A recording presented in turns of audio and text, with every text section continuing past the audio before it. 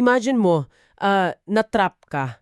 Nasa harap mo yung isang napakalalim at napakalawak na dagat. Tapos, sa likod mo naman, mabilis na paparating yung isang buong hukbo ng mga sundalong literal na handa kang patayin. Grabe, parang the ultimate dead end, no? Exactly. Kumbaga, cornered ka na talaga. Sinasabi ng utak mo na tumakbo, lumaban, magpanik, o kaya gumawa ka ng kahit anong paraan para mailigtas yung sarili mo. Kasi, I mean, yun yung natural instinct natin eh. Fight or flight, di ba? Oo, tama. Fight or flight. Pero paano kung ang tanging paraan para mabuhay ka ay ang literal na wala kang gawin? Counterintuitive siya masyado kasi kapag threatened tayo, ang default talaga ng tao ay kumilos. Yung adrenaline, nagkikick in, tapos we want to somehow take control of the situation. Yun nga eh. At yan mismo ang sitwasyong pag-uusapan natin today sa ating deep dive. Himayin natin yung mga notes at articles tungkol sa Exodo 14 at 15. The famous Red Sea crossing. Yes, yung sikat na pagtawid sa dagat na pula. Pero spoiler alert sa inyo na nakikinig, hindi tayo nandito para pag-usapan yung mga special effects na parang sa pelikula o kung paano scientifically nahawi yung tubig. Right, kasi we are going much deeper than that. Exactly. Ang mission natin today is to look at the anatomy of grace under pressure. Kasi based sa mga binabasa nating sources, this event isn't just a history lesson. Isa siyang template kung paano talaga gumagana yung kaligtasan. Isang pattern na pwede nating i-apply kahit ngayon. Oo. So, iset natin yung eksena. Naiipit na yung mga Israelita, parating na si Pharaoh, tapos nagkakagulo na ang lahat. Sa halip na magbigay ng battle plan, anong sinabi ni Moises sa kanila? Kasi sabi niya sa Exodo 14:14, ipaglalaban kayo ng Panginoon at kailangan nyo lamang manahimik. Manahimik, just be still. Wow! Manahimik. Parang ang hirap lunukin noon, ha? Nakakabaliw yun kung iisipin mo. Nagkakagulo yung mga tao, nag-iiyakan yung mga pamilya, tapos ang utos sa'yo ay huwag kang gumalaw at manahimik ka lang. I mean, imagine the panic, di ba? Oh, the panic was real. Pero the text is intentionally forcing them to abandon their self-salvation project. Self-salvation project. I like that term. Kasi yung idea na kaya mong iligtas ang sarili mo gamit ang sipag, talino o diskarte mo, dito na dapat matapos yon. The real rescue begins when your strategies end. Alam mo, it reminds me of quicksand. Yung the more you panic and struggle, The faster you sink. Exactly. Kapag nasa quicksand ka, any sudden movement will literally bury you faster. kasi wala kang solid ground na matatapakan eh. Oo, hindi mo pwedeng iahon ang sarili mo. You have to absolutely stop kicking, be completely still, and rely entirely on someone outside of the pit to throw you a rope. To pull you out. Okay, I really love that analogy. You literally cannot pull yourself up by your own bootstraps. Kung wala kang matungtungan. Tapos the only way to get out is to surrender. Surrender control, which is the hardest thing to do. Yun nga eh, ang hirap ng para sa atin. Bakit ba, as humans, we absolutely hate letting go of the steering wheel? Lalo na kapag may krisis. We want to be in charge. Oo, kapag may problema tayo sa pera or sa trabaho, gusto nating umutang agad, gumawa ng side hustle, mag-scramble for a quick fix. Bakit sobrang hirap manahimik? Because I think letting go means admitting na wala na tayong laban. It means admitting na mahina tayo at exhausted na yung lahat ng resources natin. Nakaka-pride, no? Exactly. Our human pride hates that vulnerability. We always want to be the hero of our own story. Pero ipinapakita dito sa Red Sea narrative na may mga enemies, may mga structures of slavery na napakalalim. Na hindi mo kayang i-DIY. Tama, hindi mo kayang talunin by sheer willpower. Hindi ito masosolusyonan ng pagbabasa ng self-help book. Kailangan ng absolute intervention from the outside. Okay, so if we can't save ourselves, the rescue has to come from the outside. Pero tingnan natin kung saan at paano nangyari yung rescue na yon. Kasi wala naman silang tulay na tinawiran, di ba? Wala. The sea itself became the path. May isang note kasi sa material natin na nag-stand out sa akin eh. Inilalarawan yung dagat, hindi lang bilang isang daanan palabas, kundi bilang isang malaking courtroom. Yes, isang cosmic courtroom. Ito yung lugar kung saan literal na nag-meet yung hustisya at awa. Paanong naging courtroom yung dagat? Tingnan mo yung nangyari, yung parehong tubig na humawi at nagbigay ng buhay sa mga Israelita, siya rin yung mismong tubig na gumuho at naging libingan ng mga Ehipsyo. So parang may dual purpose yung tubig. O, the sea functions as a double-edged sword. Para sa isa, salvation and grace. Para sa isa naman, absolute judgment. Okay, pero teka lang ha, I'm sure may mga nakikinig ngayon na napapaisip, hindi ba parang ang lupit naman yata ng Diyos dyan? That's a very common pushback. Kasi, I mean, bakit kailangan pa silang lunurin lahat? Couldn't God just close the sea right after the Israelites crossed? Tapos okay na, tapos nang usapan. Safe sana lahat, di ba? Oo, wala nang bloodshed, safe pa ang lahat. Parang the judgment feels a bit too extreme. It's a very natural reaction for modern readers to feel uncomfortable with that. Kasi gusto lang natin yung miracle ng escape, ayaw natin nung judgment na kasama. We want the cozy parts of the story. Exactly. But we have to think about what the Egyptian army actually represented. Hindi lang sila basta random soldiers. Pinag-uusapan natin dito ang hundreds of years of brutal systemic slavery. Oo nga, no? Generations of abuse. Ang mga Ehipsyo ang mga taong kumuha sa mga sanggol na mga Israelita at literal na inihagis sila sa Nile River para malunod. Nagkaroon ng genocide. So it was justice for the babies in the river too. Yes. Ngayon, kung ililigtas lang ng Diyos ang mga Israelita at papalampasin niya yung generations of pure evil without consequences, what kind of God is that? A morally blind God. Exactly. That would be a God who doesn't actually care about justice. So you can't have true mercy without justice. Kasi kung papalanpasin lang yung pang-aabuso, parang naging kasabwat pa yung Diyos sa kasamaan nila, di ba? Tama. True salvation has to confront evil directly. Hindi pwedeng isweep under the rug at sabihing, let's just move on. Kailangan may accountability. Yes. Yung biyaya ng Diyos, the grace shown here, is not some weak sentimental feeling. It is a victorious grace kasi it deals with the oppressor permanently. At makikita mo rin yung tragic irony dun sa action ni Pharaoh, di ba? Oo, yung delusion of power niya. Kasi imagine nakita niyang humawi yung dagat, tapos pumasok din siya, parang the audacity of this guy, di ba? It's the ultimate delusion. Pharaoh looked at this divine miracle, an act of grace na meant exclusively para i-rescue ang mga tao ng Diyos, and thought, opportunity ko to Road to success ko to? Parang ganun? Oo, napagkamalan niya yung himala bilang isang opportunity for his own ambition. Trinato niya yung grace ng Diyos bilang tool para sa sarili niyang kapangyarihan. At yun ang pumatay sa kanya. At yung pagpasok niya sa tubig na yun, thinking he could manipulate it, yun mismo ang naging katapusan niya. That's wild. The arrogance to think na you can walk on the path of grace while still holding on to your pride and your power. It's a warning for all of us, actually. Okay, so fast forward tayo. They crossed, sumara yung dagat, tapos wala na yung army ni Pharaoh, ligtas na sila. Buhay na sila physically at least. Physically, yes. The literal chains are off. Pero looking at the broader picture nung kwento, sa source material natin, safe na ba talaga sila from Egypt? Kasi feeling ko hindi pa eh. Magandang observation yan. Kasi yung physical chains nila natanggal na, ligtas na yung mga katawan nila. Pero yung mental and spiritual chains... Nandiyan pa rin. Nandiyan pa rin. May matinding na residue of slavery na nakadikit pa sa pagkatao nila. Alam mo, parang ano siya, Stockholm Syndrome? Exactly like that. Kahit nailigtas ka na from your kidnapper, your mind is still conditioned to follow their rules. Nakawire pa rin sa utak mo yung trauma. Yung mga habits of a slave. Oo. At makikita mo to agad dun sa tabing dagat.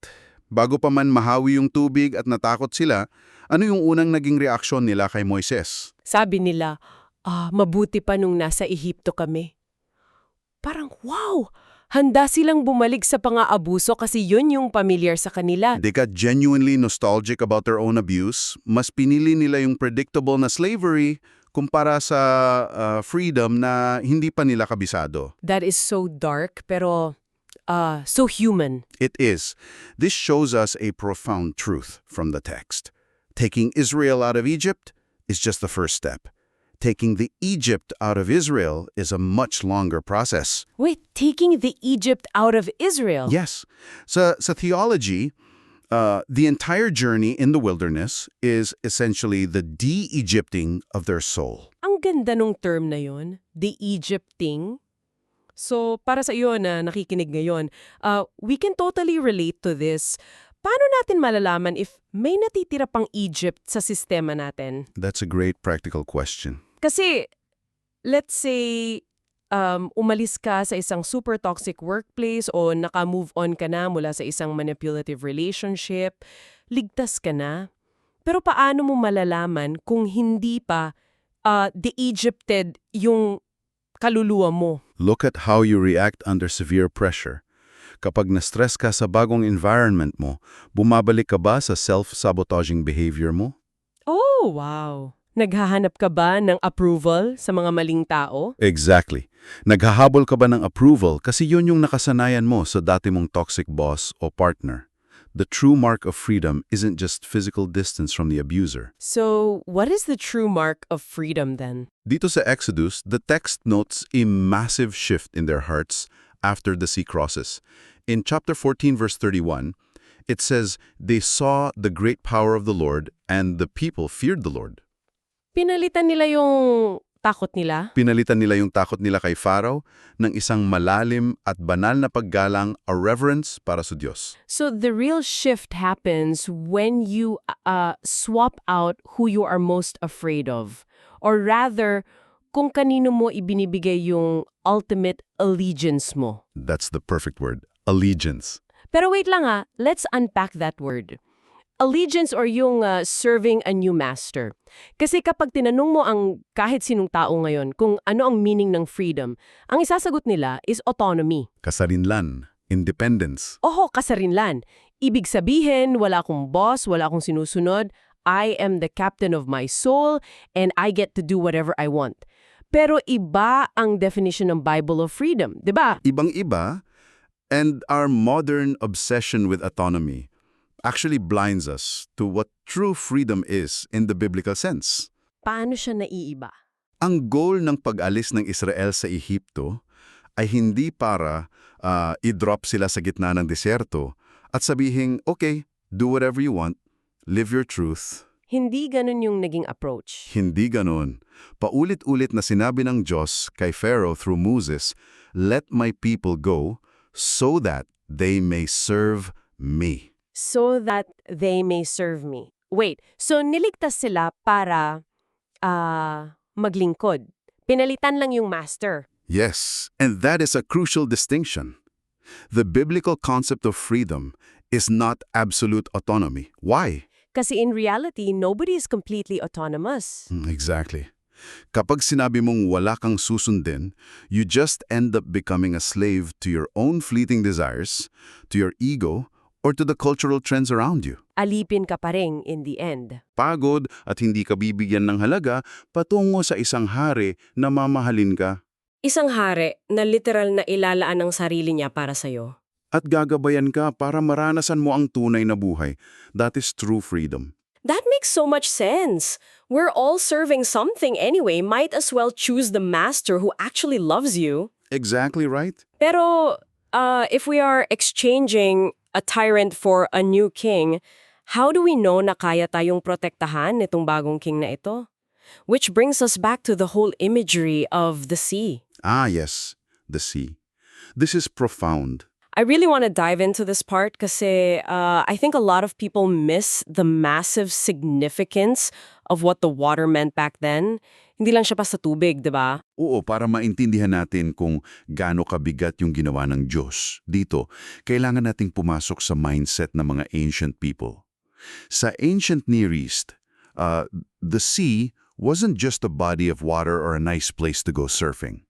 It wasn't a tourist destination. No. The sea represented absolute terrifying chaos. Ito yung cosmic force of destruction na unpredictable at uncontrollable. So paano tingin ng ibang kultura dun sa sea? Sa mga mito ng ibang kultura noon, ang dagat ay isang higanteng halimaw, isang monster na kailangang labanan at patayin ng mga Diyos nila sa isang epic at madugong laban. So, kapag sinabi sa text na gumamit ang Diyos ng hangin mula sa silangan, magdamag para itabo yung dagat at gawin itong tuyong lupa, he didn't fight the monster? No battle at all. He literally just blew wind at it. Exactly.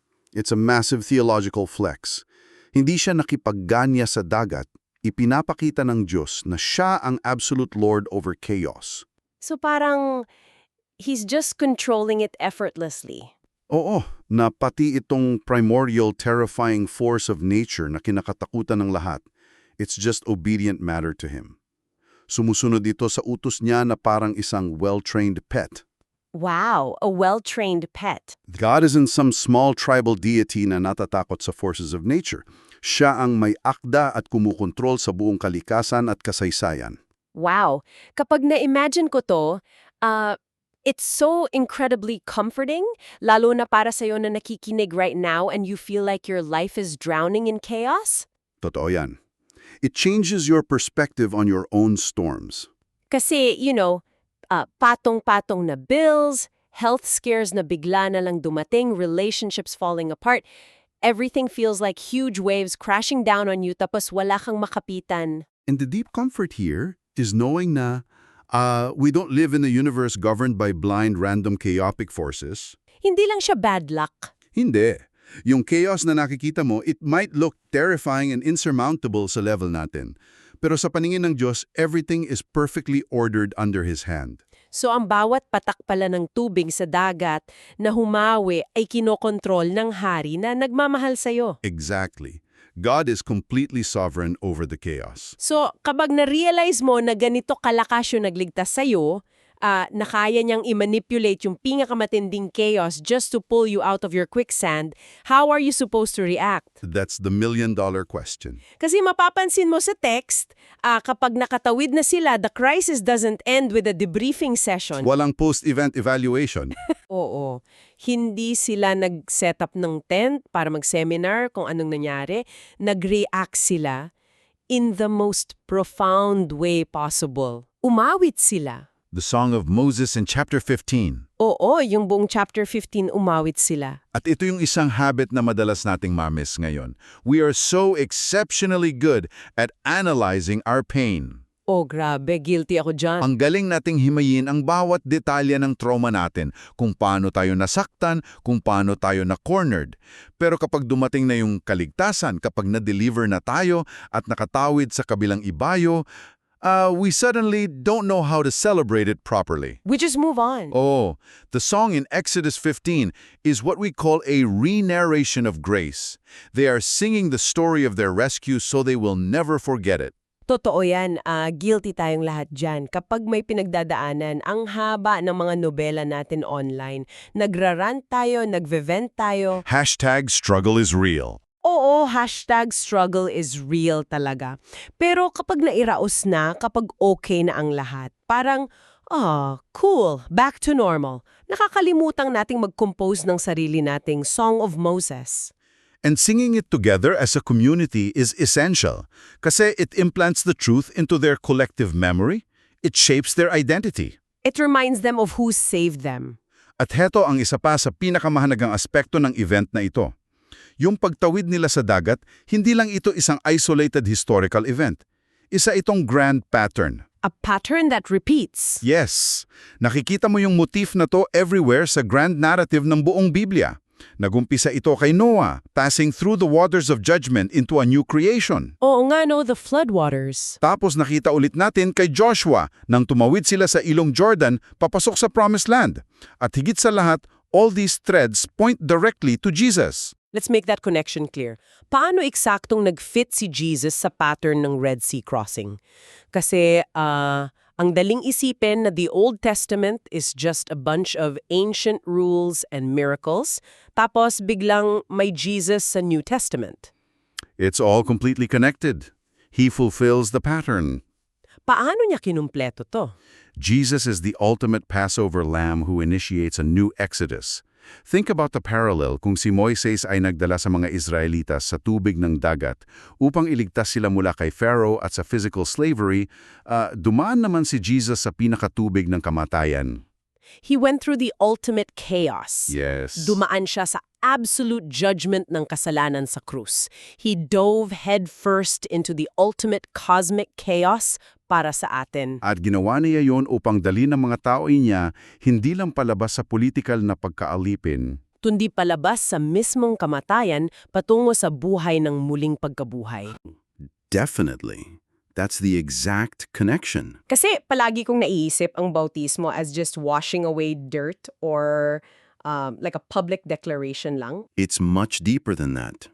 Kapag binabautismuhan ang isang tao, it's actually a visceral reenactment of the Red Sea crossing. Wow, a reenactment? That's the theology behind it. When you are plunged into the water, it symbolizes the waters of judgment closing in. It's the death of your old self, the end of your slavery to sin. Tapos kapag inahon ka na, And when you are pulled back up out of the water, you are stepping onto dry land as a resurrected, free servant of a completely new king. wow, that completely changes how you look at baptism. It's not just a religious ritual, it's you actively participating in the Exodus. You become part of the story. Nakaka-goosebumps isipin yon. And speaking of looking at the big picture, ibalik natin ito sa'yo na nakikinig ngayon. Kasi ang Diyos na humawi sa dagat at pumatay sa chaos para iligtas ang mga tao niya, libu-libong taon nang nakaraan, ay ang parehong Diyos na may hawak ng buhay mo ngayon. He hasn't changed. And the amazing thing, based sa binabasa natin, the trajectory of this whole story doesn't end in the past.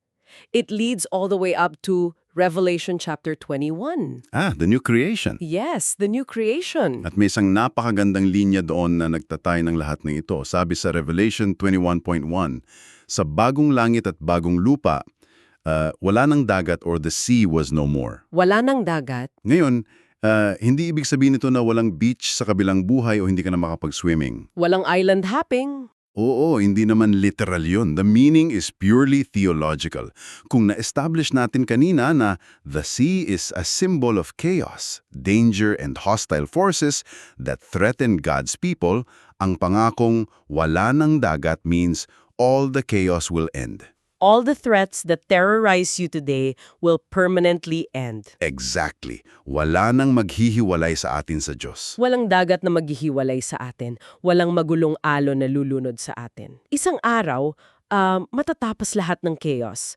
Pero habang andito pa tayo sa process na to, habang naglalakad pa tayo, gusto kitang iwan ng isang kaisipan. Isang thought to ponder. Oo, isang kaisipan na sa tingin ko ay bubuo sa lahat ng pinag-usapan natin ngayon. Isipin mo to, nung nagsara yung Red Sea at nalunod ang mga kalaban, yung tubig na yon ay naging isang napakalaking pader, di ba? Oo, literal na wall of water. Pero hindi lang ito naging pader para harangan ng mga Ehipsyo sa paghabol sa kanila mula sa likuran. Naging pader din yon para pigilan ang mga Israelita na bumalik sa Ehipto. Kasi wala na silang daan pabalik. Kasi aminin natin, sa unang araw pa lang na nagutom sila sa deserto, sigurado babalik sila sa pagiging alipin kung bukas ang daan. Kasi yan ang pamilyar eh. Comfort over freedom. Kaya para sa'yo na nakikinig na yun, paano kung yung dagat na nakaharang sa buhay mo ngayon? Yung pinto na biglang sumara, yung relationship na natapos ng masakit, yung trabaho o opportunity na wala, ay hindi inilagay dyan para pigilan kang sumulong. This is a powerful shift in perspective. Paano kung nandun yan para sirain ang tulay na mag-uugnay sa'yo pabalik sa isang komportableng pagkaalipin na kailangan mo nang iwanan ng tuluyan? Grabe. Minsan, the absolute grace of God looks like a firmly closed door behind us. Sinasara niya ang daan pabalik. Sinasara niya para wala tayong ibang choice kundi ang sumulong kasama niya. Pag-isipan mo yan, minsan yung greatest miracle ay hindi yung pagbukas ng pinto sa harap mo, kundi yung pagsara ng pinto sa likod mo para hindi ka na makabalik sa nakaraan. Hanggang sa muli, sana makita mo ang kamay ng Diyos sa bawat alon at pagsubok sa buhay mo. Keep diving deep.